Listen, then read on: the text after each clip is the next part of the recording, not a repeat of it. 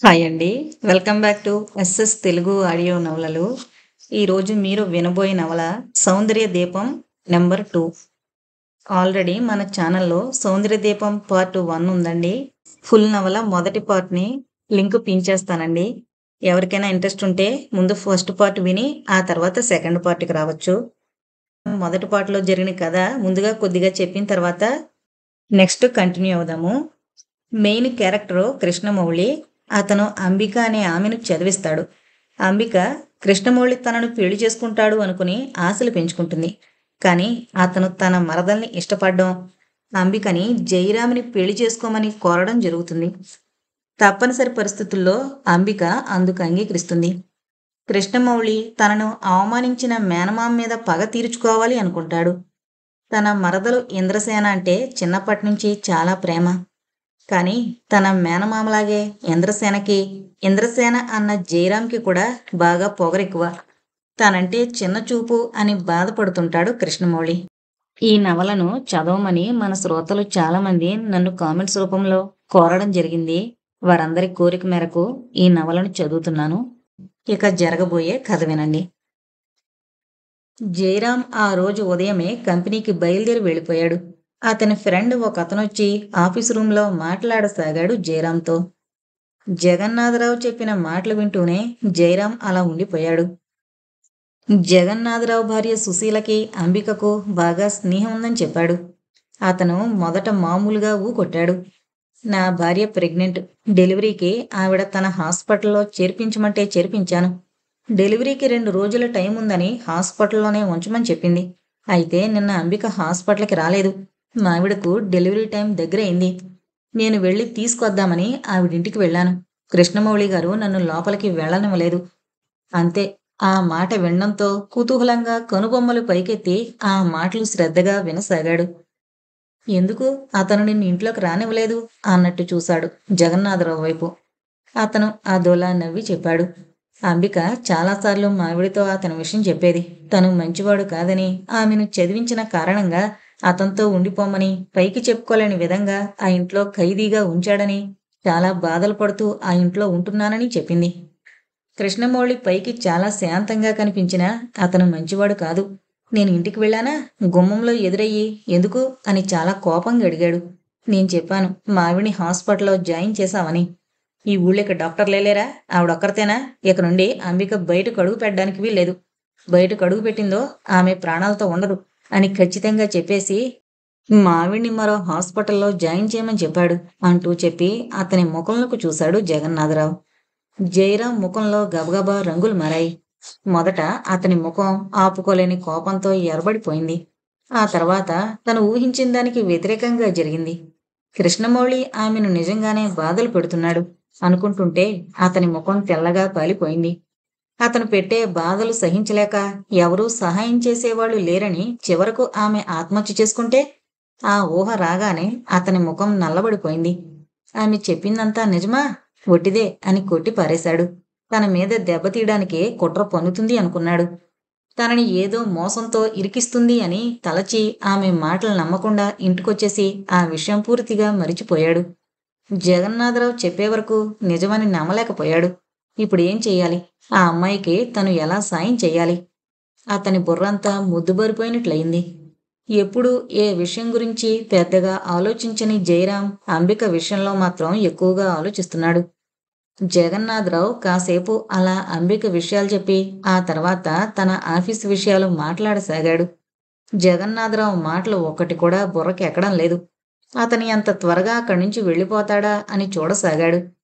జగన్నాథరావు ఒక అరగంట కూర్చుని వెళ్ళిపోయాడు. అతను వెళ్ళిపోగానే తేలిగ్గా ఊపిరి పీల్చుకుంటూ ఆతృతగా పక్కనున్న ఫోన్ రిసీవర్ చేతిలోకి తీసుకుని నెంబర్ డైల్ చేశాడు. అవతలి కంఠం హలో అంది.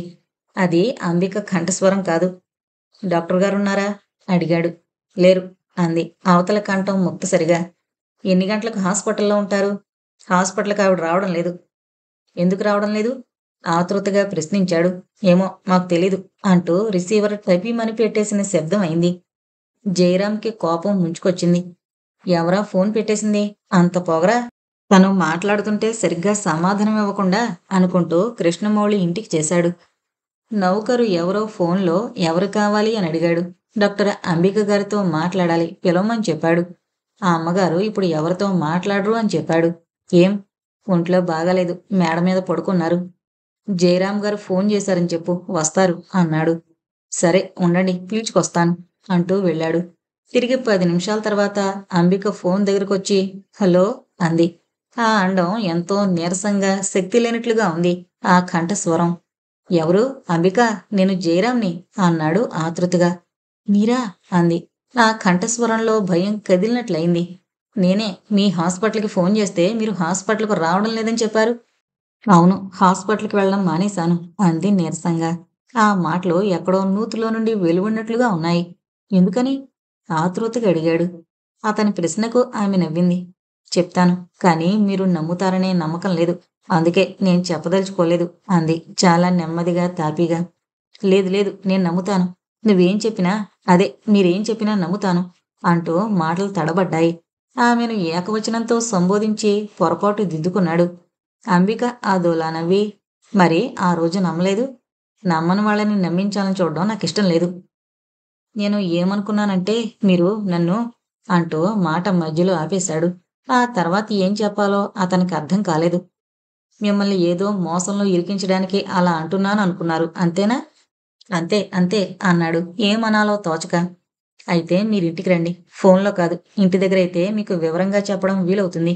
ఫోన్లో అయితే ఎవరైనా వింటారు అంది కంఠస్వరం మెల్లగా తగ్గించి. మరి కృష్ణమౌళి అన్నాడు సందేహంగా. ఇంటి దగ్గర లేరు, ఎవరో ఫ్రెండ్ వచ్చి తీసుకువెళ్ళాడు, మళ్ళీ రాత్రికి గాని రారు అంది. అతను మాట్లాడలేదు. ఇంటికి వెళ్ళాలా వద్దా ఆలోచనలో పడిపోయాడు. ఏంటి ఆలోచిస్తున్నారు? ఇంటికి రావడానికి భయమనిపిస్తోందా అడిగింది. భయమా అంటూ నిర్లక్ష్యంగా నవ్వి, నాకలాంటి భయాలేం లేవు. నాకు భయం అంటే ఏంటో కూడా తెలీదు. మీ ఇంటికి 10 నిమిషాల్లో వస్తాను. మీకోసం ఎదురు చూస్తుంటాను అంటూ చెప్పి ఫోన్ పెట్టేసింది. జయరాం తన కారులో తిన్నగా కృష్ణమౌళి ఇంటికి వెళ్ళాడు. మేడ మీద బాల్కనీలోంచి అంబిక అతని రాక కోసం ఎదురుచూస్తూ నిలబడింది. కారు దిగి తల పైకెత్తి చూశాడు. అంబిక చెయ్యి ఊపి ఆగమన్నట్టు చెప్పి ఆమె వెనుతిరిగింది. మేడ దిగొచ్చి అతన్ని లోపలికి తీసుకువెళ్ళింది. తిన్నగా తన గదిలోకి రమ్మని చెప్పి సోఫా చూపించింది, అతన్ని కూర్చోమని చెప్తూ. ఆ బంగళా చూస్తూనే జయరాం ఆశ్చర్యపోయాడు. కృష్ణమౌళి ఎలా ఉండేవాడు? ఒకానొకప్పుడు తమ దయ ధర్మాల మీద ఆధారపడినట్టుగా తల్లి కొడుకు ఉండేవారు. ఇప్పుడు ఒక్కసారిగా ఇంత ఐశ్వర్యవంతుడు ఎలా అయిపోయాడు? తనతో సరిసమానమైపోతున్నాడా? ఐశ్వర్యంతో కళ్ళకు పొరలు కమ్మేశాయా? పొగరు తలకెక్కి ఇందుని పెళ్లి చేసుకుంటానంటాడా? ఇందుని పెళ్లి చేసుకోవడం మాట అటుంచి తమింట్లో అడుగు పెట్టగలడా? నన్ను ఎదిరించేటంత మొనగాడైపోయాడా? ఈ జయరాం అంటే ఏంటో అనుకుంటున్నాడు. ఇందుకి తను ఎలాంటి సంబంధం చేస్తాడో ఎవరి ఊహకి అందదు. అంత గొప్ప సంబంధం చూసి చెయ్యాలి. ఇందుకి కాబోయే భర్త చాలా అందగాడు, ఐశ్వర్యవంతుడు, విద్యావంతుడు, గుణవంతుడై ఉండాలి. అంతేగాని ఇలాంటి వాడికిచ్చి పెళ్లి చేస్తానా? పేక ముక్కలతో ఎంత ఎత్తైన ఇల్లు కట్టొచ్చు, కానీ ఏమాత్రం గాలి తగిలినా కుప్పకూలిపోతుంది ఆ మేడ. అతని ఐశ్వర్యం, ఈ బంగ్లా కూడా అంతే, పేక ముక్కల్లాంటివి. ఉఫ్ అని ఊదితే నేల కూలిపోయే అంతస్తులు కావు తాము కోరేవి. జీవితాంతం ఉండాలి ఆ అంతస్తులు. తన బంగారు చెల్లెలు సుందర బంగారు భవనాల్లో ఉండాలి. జయరాం ఆలోచిస్తుంటే కృష్ణమౌళి మీద తేలికైన భావం వచ్చేసింది. ఆలోచనల నుండి తేరుకొని అంబిక వైపు చూశాడు. అంబికలో గంభీరత్వం పోయి వేలతనం వచ్చేసింది. కళ్ళల్లో మెరుపు తగ్గి దిగులు అలుముకుంది. ఆమెలో హుందాతనం, నిర్లక్ష్యం పోయి ఆధైర్యం ఆమెను నిలువెల్లా చుట్టేసినట్టుగా ఉంది. అతనికి ఎదురుగా కూర్చునుంది. ఆ రోజు మీరు చెప్పిందంతా నమ్మకుండా వచ్చేయడం చాలా పొరపాటు చేశాననిపిస్తోంది అన్నాడు మెల్లగా. పోన్లేండి, ఇప్పుడు ఆ విషయం ఎందుకు? ఇప్పుడు నన్ను నమ్మారు, నాకు చాలా సంతోషంగా ఉంది అంది. మిమ్మల్ని ఈ ఖైదీలో నుండి తప్పిస్తాను, మీకు స్వేచ్ఛ కల్పిస్తాను అన్నాడు ఆవేశంగా. స్వేచ్ఛ అంటూ అదోలా నవ్వింది. అదేంటి అలా నవ్వుతున్నారు? అయోమయంగా అడిగాడు. లేకపోతే ఏంటి, నాకు మీరు స్వేచ్ఛ కలిగిస్తారా? నన్ను ఈ ఇంట్లోంచి తప్పించగలనేనా మీ ఉద్దేశం? ఆ పని మాత్రం మీరు చేయలేరు. నా పాటికి నన్ను వదిలేయండి. బ్రతికినన్నాళ్ళు ఈ ఇంట్లో ఖైదీగా జీవచ్చావంలా బ్రతకడం, లేదా ఏదైనా ముందు మింగి చావడం, అదొకటే నేను చేయగలిగింది అంది కన్నీళ్లతో. ఆ మాటలకి అతని బండ హృదయం కాస్త కదిలినట్టయింది. మీరు ఎందుకలా అనుకుంటున్నారు? నేను మిమ్మల్ని ఈ ఇంట్లోంచి తప్పించలేననా మీ ఉద్దేశం? 1000 మంది 1,00,000 మంది కృష్ణమౌళిలనైనా ఎదిరించి మిమ్మల్ని ఇక్కడి నుంచి తప్పించగలను అన్నాడు ఆవేశంగా. నన్ను ఇక్కడి నుంచి తప్పించగానే పని కాదు. అవమానాలు, హేళనలు ఎన్నో మీరు భరించాల్సి ఉంటుంది. అతని మనుషులు మిమ్మల్ని వెంటాడి ఒక్కరిని చేసి ఏమైనా చేయగలరు. ప్రాణం తీయడానికైనా వెనుకాడరు. నా వలన రక్తపాతం కావడం నాకిష్టం లేదు. అందుకే మిమ్మల్ని ఈ విషయంలో జోక్యం కలగజేసుకోవద్దు అంటున్నాను. దయచేసి మీరు వెళ్ళిపోండి. ఫోన్లో ఇవన్నీ చెప్పడం ఇష్టం లేక మిమ్మల్ని రమ్మని చెబుతున్నాను. ఈ విషయం పూర్తిగా మర్చిపోండి అంది ప్రాధేయపడుతూ.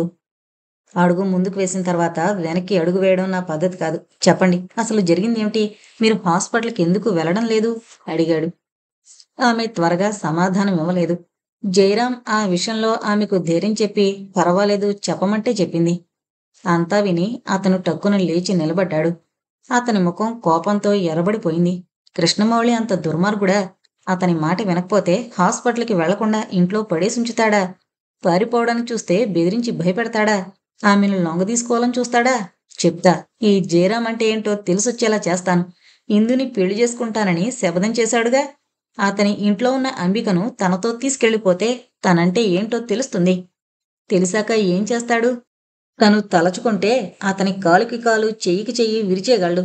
ఇది తనకొక ఛాలెంజింగ్గా ఉంది. అది మంచిదే అనుకున్నాడు మనసులో కోపంగా. అంబిక అతని వైపు రెప్పవాల్చకుండా చూసింది. పద, నా వెంట బయలుదేరు అంటూ ఆమె చెయ్యి పట్టుకున్నాడు. భయంగా చూసింది. నీకేం భయం లేదు, నేనున్నాను, పద అన్నాడు ధీమాగా. నిజంగా అంటున్నారా మీరు ఆ మాటలు అడిగింది నమ్మకం కుదరక. నీకింకా నా మీద నమ్మకం కుదరలేదా? త్వరగా బయలుదేరు అన్నాడు నమ్మకంగా చెబుతూ. ఆమె మణికట్టుపై అతని చెయ్యి మరింత బిగుసుకుంది. అప్రయత్నంగా ఆమె తన వైపు చూసుకుంది. జయరాం దృష్టి కూడా ఆమె చేతిపై పడింది. ఇద్దరూ ఒక్కసారిగా తలలు పైకెత్తి ఒకరి ముఖంలోకొకరు పరీక్షగా చూసుకున్నారు. ఆమె కళ్ళు కాంతితో తళుక్కుమన్నట్టయ్యాయి. అతని కళ్లల్లో కంగారు కనిపించి చొప్పున చెయ్యొదిలేశాడు. ఆమె పెదవులపై చిన్న చిరునవ్వు లీలగా కదిలి వెంటనే మాయమైంది. పదండి, త్వరగా వెళ్ళిపోదాం అన్నాడు. ఉండండి, ఇప్పుడే వస్తాను అంటూ వెళ్ళి బీరువా తెరిచి 2 చీరలు తీసుకుని మరో గదిలోకి వెళ్ళి తిరిగి 5 నిమిషాల్లో వచ్చేసింది. జయరాం ఆమె వైపు పరీక్షగా చూసి అలా ఉండిపోయాడు. అంబిక చీర మార్చుకుని వచ్చింది. చేతిలో పేపరు చుట్టిన చిన్న ప్యాకెట్ ఉంది. కట్టుకున్న చీర బాగా ఎంతో పాతది. వాయిల్ చీర వెలిసిపోయింది. అక్కడక్కడ చిరుగులు పట్టి కూడా ఉంది.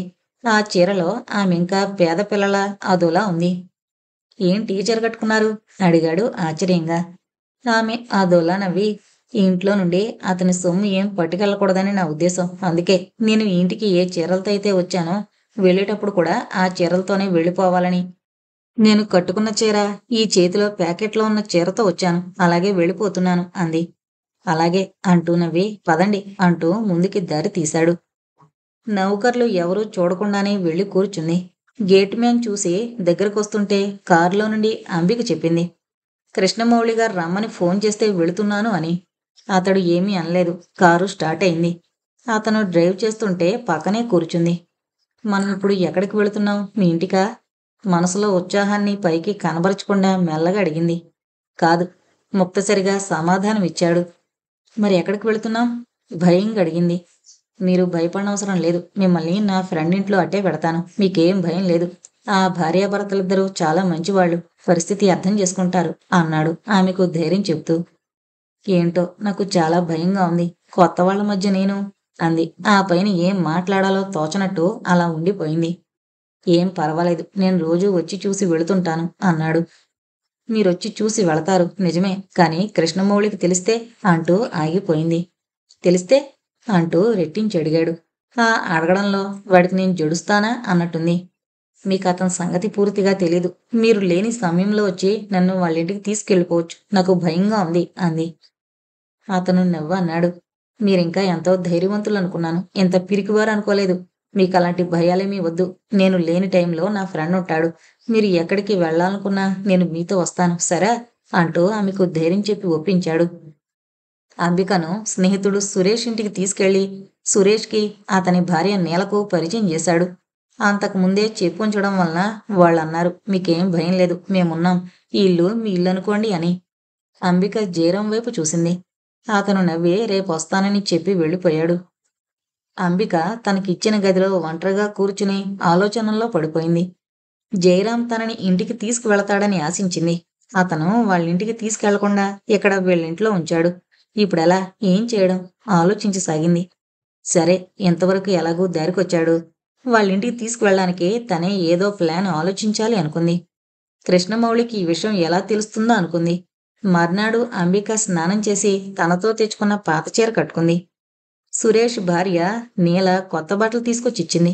ఏంటండి అంటే, జయరాం నీకోసం కొని తెప్పించమని డబ్బిచ్చి వెళ్ళాడు. నేను షాపుకి వెళ్ళి తీసుకునొచ్చాను అంది. అంబిక మనసులో పొంగిపోయింది. మనిషి బాగా దారికొస్తున్నాడే అనుకుంది. నీలిచ్చిన కొత్త చీర కట్టుకుంది. జయరాం 10 గంటలు దాటిన తర్వాత వచ్చాడు. మీరు హాస్పిటల్కి గాని వెళ్ళాలనుకుంటున్నారా? అడిగాడు అంబికను. అవును, కానీ అంటూ ఆగిపోయింది. ఏంటి, కృష్ణమౌళి గురించి భయమా? ఊళ్ళో లేడు, ఉన్నా భయం లేదు, నేనున్నాను పదండి అన్నాడు. అంబిక అతనితో హాస్పిటల్కు బయలుదేరింది. అతనిలో కారులో కూర్చుంటూ అతని వైపు ఓరగా చూసింది.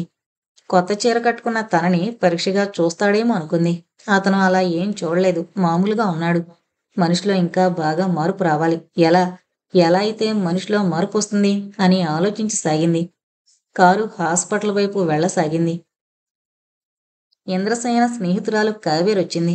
రారా, చాలా రోజులకొచ్చావు అంటూ ఆమెను తన గదిలోకి తీసుకెళ్ళింది ఇంద్రసేన. కావేరి నవ్వింది. కొద్దిగా మంచినీళ్ళు ఇవ్వు తల్లి, ఎండలో పడొచ్చాను అంది. అదేం, మీ కారుందిగా, ఎండలో రావడం ఏమిటి అంది మంచినీళ్లు తెచ్చి అందిస్తూ. మా డాడీకి ఏదో పనుండి వెళ్లారు, నేను బస్సులో వచ్చాను అంటూ నీళ్లు గటగటా తాగి గ్లాసు టేబుల్పై పెట్టేసి, మీ అన్నయ్య గారి పెళ్ళైపోయింది, ఇంక నీ పెళ్ళుంది అంది కావేరి. మా అన్నయ్య పెళ్ళా? ఇంకా కాలేదే అంది ఇంద్రసేన. చాలే, నన్ను పిలవలేదని అనుకుంటానని. నిజమే బాబు, మా అన్నయ్యకి ఇంకా పెళ్లి కాలేదు. కాలేదు, అబద్ధమాడకు, నా కళ్ళారా నేను చూశాను. డాక్టర్ అంబికను పెళ్లి చేసుకున్నారు కదూ, వాళ్ళిద్దరూ పక్కపక్కన కూర్చుని కారులో వెళుతున్నారు అంది కనుబొమ్మలు పైకి ఎగరేస్తూ. ఇప్పుడు ఏమంటావు అన్నట్లు. ఇంద్రసేన ఆ మాటలు వింటూనే నవ్వుతున్నదల్లా అలా ఉండిపోయింది. మనిషి నిటారుగా అయిపోయింది. నువ్వెప్పుడు చూసావు అడిగింది. ఇప్పుడే, నేను బస్టాప్లో నిలబడి బస్ కోసం చూస్తున్నాను. వాళ్ళ కారు ఎదురుగా ఆగింది. డ్రైవర్ని వెళ్లి సిగరెట్ ప్యాకెట్ కాబోలు కొని తీసుకురమ్మని పంపించారు. వెనక సీట్లో డాక్టర్ అంబిక మీ అన్నయ్య గారిని నేను చూశాను అంది. ఇంద్రసేన ఇంకేం మాట్లాడలేదు. కావేరికి ఏదో చెప్పేసి ఆ మాటలాపేసి మరోవైపుకు మళ్ళింది. కావేరి కాసేపు కూర్చుని వెళ్ళిపోయింది. స్నేహితురాలు వెళ్ళిన దగ్గర నుండి ఇంద్రసేన అగ్గి మీద గుగ్గులం అవసాగింది. అన్నయ్య అంబిక ఇద్దరూ కారులో కలిసి వెళుతున్నారా? ఎక్కడికి? అన్నయ్యకి అంబికంటే అసలు పడదు కదా, ఆమెతో ఎందుకు, ఎక్కడికి వెళుతున్నాడు? ప్రతి విషయం తనతో చెప్పే అన్నయ్య ఈ విషయం ఎందుకు దాచినట్లు? ఇంద్రసేన కోపంతో కరకరలాడిపోతోంది. అంబికంటే ఆమెకి ఎలాగో అనిపిస్తోంది. ఆ అన్నయ్య ఇంటికొచ్చాక చూడాలి, తనకై తాను ఈ విషయం తనకి చెప్తాడా లేదా, అసలు ఏం జరిగింది? ఆమంటే అంత మండిపడేవాడు, ఆమెతో కలిసి ఎక్కడికి వెళుతున్నట్టు? ఇంద్రసేన ఎంత ఆలోచించినా ఆలోచనలు ఒక దారికి రావడం లేదు. అన్నగారు వచ్చే వరకు ఆమెకేం తోచడం లేదు. ఈ విషయం డాడీకి చెప్తే ఆయన ఏమంటారో? డాడీకి చెప్పాలా వద్దా? డాడీకి చెప్పి పెద్ద గొడవ పెట్టించేస్తే ఆమె ఆలోచిస్తోంది. జయరాం ఇంటికి వెళ్ళగానే తల్లి ఎదురుపడి కొడుకు వైపు క్షణం సేపు పరిశీలనగా చూసి మౌనంగా అక్కడి నుంచి వెళ్ళిపోయింది. అతనికి ఒక్కసారి మతిపోయినట్టుగా అయింది.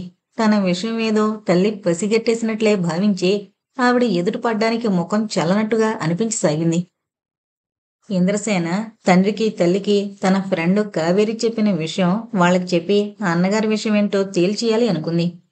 కానీ నెమ్మది మీద ఆలోచించి అన్నయ్య తన దగ్గర ఏ విషయం దాచడు, అడిగితే తనే చెప్తాడు, ఈ మాత్రానికే తండ్రికి తల్లికి చెప్పడం ఎందుకు అని ఊరుకుంది. జయరాం రాగానే గదిలోంచి అతనికి ఎదురు వెళ్ళింది. అన్నయ్య అంటూ చెల్లెల్ని చూస్తూనే క్షణంసేపు అలా ఉండిపోయాడు. అతనికి ఊహ తెలిసిన దగ్గర నుంచి ఎవరికి అలా భయపడ్డం తెలీదు. ఈ రోజు ఎందుకో ఎవరిని చూసినా ఏ మాట విన్నా ఉలిక్కి పడసాగింది అతని మనసు. ఏంటి అన్నట్లు చూశాడు. నిన్ను ఓ విషయం అడగాలి అంది ఆ అన్నగారి వైపు పరీక్షగా చూస్తూ. ఏ విషయం? ముక్కసరిగా అడిగాడు. ఏ రోజు లేంది ఆ రోజు చెల్లెలతో మాట్లాడాలి అంటే విసుగనిపిస్తోంది. ఇంద్రసేనకి అన్నగారు ఆ రోజు కొత్తగా కనిపించడంతో అయోమయంలో పడినట్లయింది. అడిగే విషయం సూటిగా అడగలేకపోయింది. నా ఫ్రెండ్ కావేరి చూసింది, నువ్వు అంబిక కారులో ఎక్కడికో వెళుతున్నారని. అలాగా, మామూలుగా అన్నాడు. ఎక్కడికి వెళుతున్నారు? కావేరి చెప్పిన మాట నిజమేనా అడిగింది. నిజమే. ఆ అమ్మాయికి మన విషయంలో అబద్ధం చెప్పాల్సిన కర్మేం పట్టింది? అయితే నిజమేనన్నమాట. నువ్వేదో గూడు పుటాణిలో ఇరుక్కుంటున్నావనిపిస్తోంది. అంబిక మంచిది కాదు. గూడు పుటాణిలో ఇరుక్కోవడానికి నేనంత చెమటని, తెలివి తక్కువవాడిని కాదు. అయినా నువ్వు విన్న విషయానికి చిలవలు చేర్చి ఆలోచిస్తావెందుకు? అతనంత సూటిగా చెప్పేసరికి ఆమెకు నోట మాట రాలేదు. అన్నయ్యలో చాలా మార్పొచ్చింది. అడిగిన ప్రశ్నకు జవాబు చెప్పలేదు సరికదా, ఒక విధంగా చిరాకు పడినట్లుగా మాట్లాడుతున్నాడు అనుకుని అతన్నింకేం ప్రశ్నించలేదు. జయరాం చెల్లెలతో ఇక ఎక్కువ మాటలు పెంచుకోవడం ఇష్టం లేనట్టుగా అక్కడి నుంచి వెళ్ళిపోయాడు. ఇంద్రసేన అలా నిలబడిపోయింది. అతను వెళ్ళిన వైపే చూస్తూ అతనిలో చాలా మార్పు కనిపించసాగింది. ఆ మార్పేంటో ఆమెకు సరిగ్గా గ్రహింపు కాలేదు. జయరాం రోజు సురేష్ వాళ్ళింటికి వెళ్ళి అంబికను చూసొస్తున్నాడు. ఆమె ఎక్కడికైనా వెళ్ళాలి అనుకుంటే దగ్గరుండి కూడా తీసుకుని వెళుతున్నాడు. అంబిక అతన్ని ఇంకా అలా దారిలోకి తీసుకురావడం ఎలాగా అని ఆలోచిస్తోంది ఉపాయాల కోసం. అలా 10 రోజులు గడిచిపోయాయి. జయరాం ఫ్రెండింట్లో ఏదో ఫంక్షన్ ఉందని వెళ్ళి తిరిగి ఇంటికొచ్చేశాడు. ఇంటికొస్తూనే తన గదిలోకి వెళ్ళి తలుపులు మూసేసి మంచం మీద పడిపోయాడు. ఎన్నడూ లేంది ఏదో భయం అతన్ని ఆవరించసాగింది. అక్కడ జరిగిన గొడవ తలుచుకుంటుంటే ఆవేశం ముంచుకొచ్చి మనసంతా కోపంతో మండిపడసాగింది. తను తప్పేం చేయలేదే. కష్టంలో ఉన్న అమ్మాయిని తను ఆదుకున్నాడు. అంతే తను చేశాడు. దీనిలో తప్పేంటి?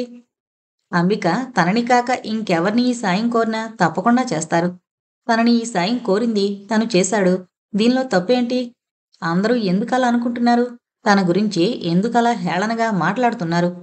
తను వెళ్ళగానే మాటలాపేసి ఏమీ తెలియనట్లు కూర్చునేసరికి తనకసలే కోపం. ఆ మాటలు చెవులని పడగానే అనుకుంటున్న వాళ్ళ మీదకి చెయ్యెత్తాడు.